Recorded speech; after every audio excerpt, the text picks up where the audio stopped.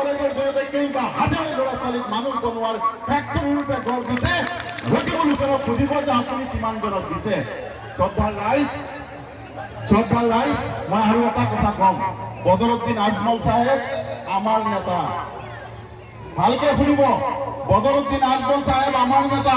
বদৰুদ্দিন আজমল চাহেব শ্ৰমজীৱী খাটি খোৱা সাধাৰণ মানুহৰ নেতা।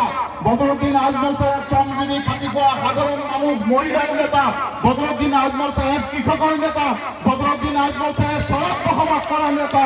বদৰুদ্দিন আজমল চাহেব দিন দৰিদ্ৰ মানুহৰ নেতা। বদৰুদ্দিন আজমল চাহেব দৰিদ্ৰৰ নেতা। ৰকিবুল হুছেইন কংগ্ৰেছৰ নেতা। জাভেদ ইছলাম হল বিজেপিৰ নেতা। বদৰুদ্দিন আজমল চাহেব আমাৰ নেতা। এই আমাৰ নেতাক তেওঁলোকে নিষেধ কৰিব বিচাৰিছে, আমাৰ নেতাক আমাৰ মাজৰ পৰা কাঢ়ি দিব বিচাৰিছে। মই আজি এইখন সভাৰ পৰা আপোনাক অনুৰোধ কৰিম যে বদৰুদ্দিন আজমল চাহেবক ভাৰতবৰ্ষৰ ভিতৰত সৰ্বাধিক ভোটত জিকাই পেলাই এই কংগ্ৰেছ আৰু বিজেপিৰ নেতাসকলক প্ৰত্যুত্তৰ দিব লাগিব। আজি তেওঁলোকে কয় আমি বিজেপিৰ ভোট দিম। মই ৰকিবুল হুছেইনক এইখন মঞ্চৰ পৰা প্ৰত্যাহ্বান জনাইছো, চেলেঞ্জ কৰিছো, চিধা চেলেঞ্জ। আপোনাৰ দলৰ নিৰ্বাচিত বিধায়ক বসন্ত দাস আজিৰ তাৰিখত বিজেপিৰ হৈ প্ৰচাৰ কৰি আছে।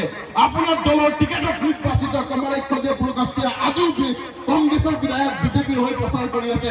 আপোনাৰ দলৰ বিধায়ক শশীকান্ত দাস কংগ্ৰেছৰ দলৰ আজিৰ তাৰিখত এমএলএ বিজেপিৰ হৈ প্ৰচাৰ কৰি আছে।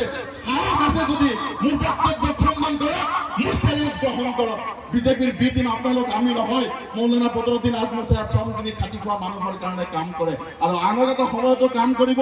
খালি এটা কথা মনত ৰাখিব, এই আজমল চাহেবক যদি তেওঁলোকে নিষেধ কৰিব পাৰে তেতিয়া অসমৰ শ্ৰমজীৱী খাটি খোৱা সংখ্যালঘু মানুহক পুনৰবাৰ গোলাম বনাব। আমি গোলামী হোৱাত নাই। কংগ্ৰেছৰ সেই অট্টালিকাৰ চকীদাৰ হৈ থকাতকৈ মোৰ সৰু প্ৰজাতিৰ মই মালিক হৈ থাকিম। মই সেই অট্টালিকাৰ চকীদাৰী কৰিব নাযাওঁ। এইখিনি কৈ আহি থকা 7 তাৰিখে বদৰুদ্দিন আজমল চাহেবক পুনৰবাৰ পাৰ্লিয়ামেণ্টত পঠাই শ্ৰমজীৱী খাটি খোৱা মানুহৰ কণ্ঠ যাতে ভাৰতবৰ্ষই শুনে, আমাৰ ওপৰত হোৱা অত্যাচাৰ যাতে সংসদৰ মজিয়াত থিয় হৈ বীৰ দৰ্প গৰ্জন কৰিব পাৰে, তাৰ বাবে ভাৰতবৰ্ষৰ ভিতৰত সৰ্বাধিক ভোটত জয়যুক্ত কৰি পঠাব বুলি আশা ৰাখি মই মোৰ বক্তব্য সমাপ্ত কৰিছো। ধন্যবাদ।